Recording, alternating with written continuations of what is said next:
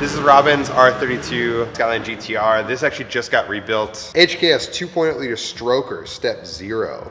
HKS timing belt, cam gears, GT3 turbos, intercooler, hard pipe kit, MAF delete, exhaust system, racing seat. Cool. Looks like a Zeta 3. I have Zeta 3s on my car, which are very similar to that, the HKS edition. Mine are size large.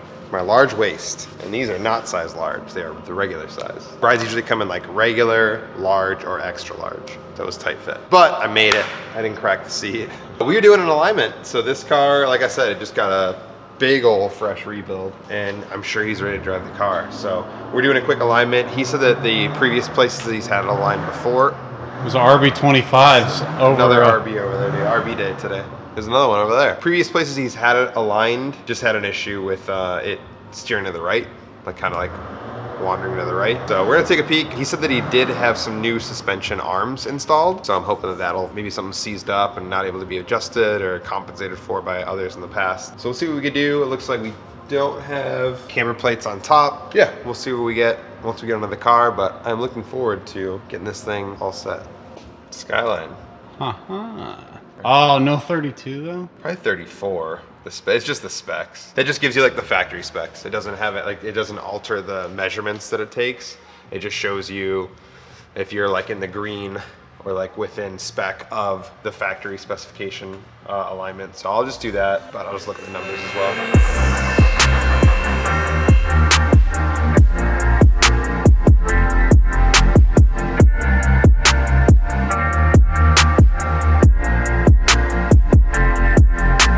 So I've actually seen this car at a few different local events and never met the owner, but I've always seen it and I just missed him. And then I would always like catch him on Instagram, I followed him.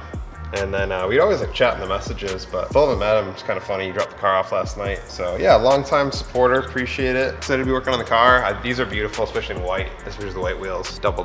Into the same stuff. I saw the Narita dogfight stickers, like hard style stuff. So it's cool build.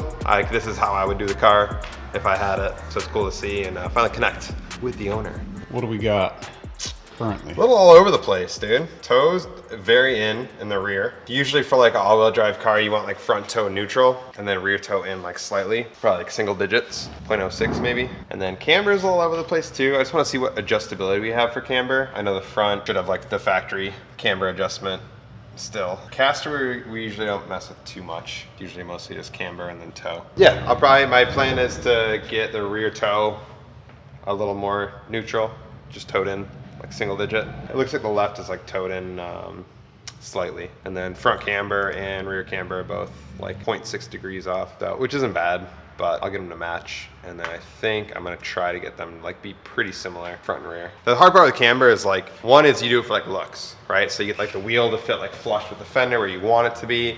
The other option is like for performance. So for like my car, there's like a lot of camber up front, like -3.5, which is not a lot, like -3.5 in the front, which makes the wheels like really sunk in, especially with the offset. But it performs really well for what I want it to do. This one will probably do like a little bit of a mix. So I'm thinking like maybe like 1 degree in the front, 1 1/4 in the rear. We'll go from there. All right, we're loosening these arms here. I always start with camber and then we'll go to toe. I'm just gonna get everything nice and loose in that way. We don't set something and then go to set something else and then that's off and then I have to go back and loosen it just to tighten it again.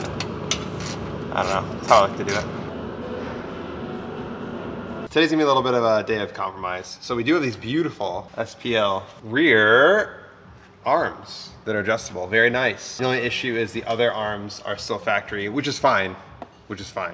That just limits the amount of adjustment we can make. So my initial plan was to have the rear, I believe at -1, which is cool, but the driver's side really wanted to go a little more than that, which I was like, cool, give a little more camber, you know, probably feel a little bit better through the turns. But the passenger side only wants to, like the max that it'll give us is -1.01. So the driver's side right now is -1.32. So we're gonna try to get that back to around there. But toe's set, we have a lot of adjustment with the toe. But pretty much what I'll do is, what I've been doing is adjusting the camber. Adjust the toe to where I want it to be, -07. And then I'll adjust camber with the factory centric. And then that'll throw toe off, so I'll put toe back to 7 and then kind of go back and forth. It's really quick that way, to be honest with you. This arm is gonna affect toe and camber. So by kind of going back and forth, you just get a better idea of like what you can and can't get out of it. Always wanted something like, always wanted something like this.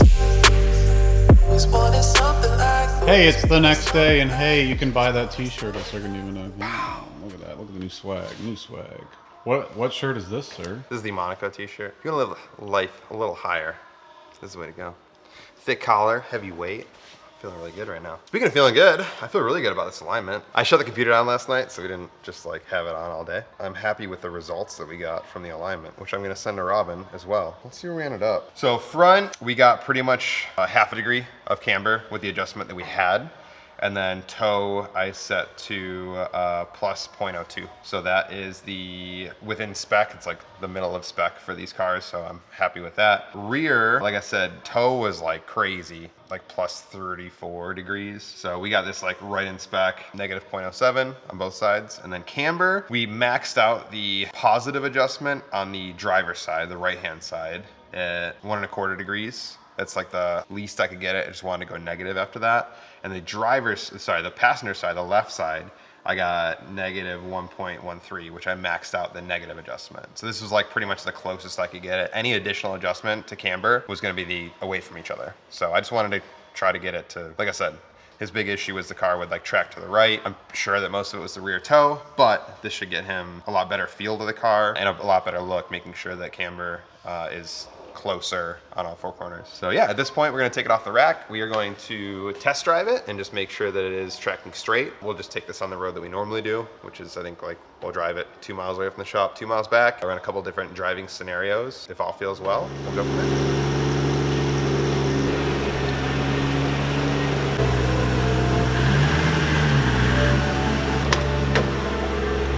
All right, let's. This feels weird filming to the other side. Feels weird to me.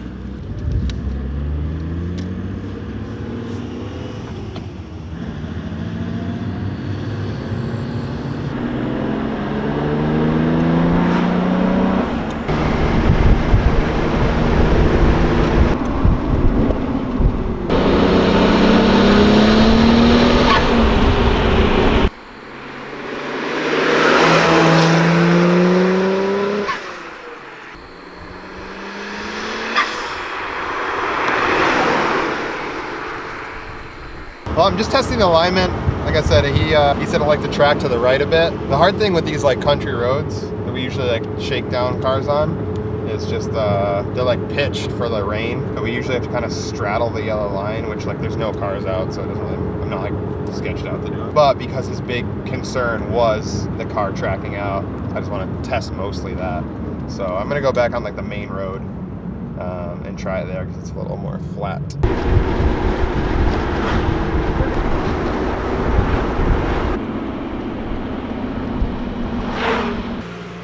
Oh yeah. She's good. She's good.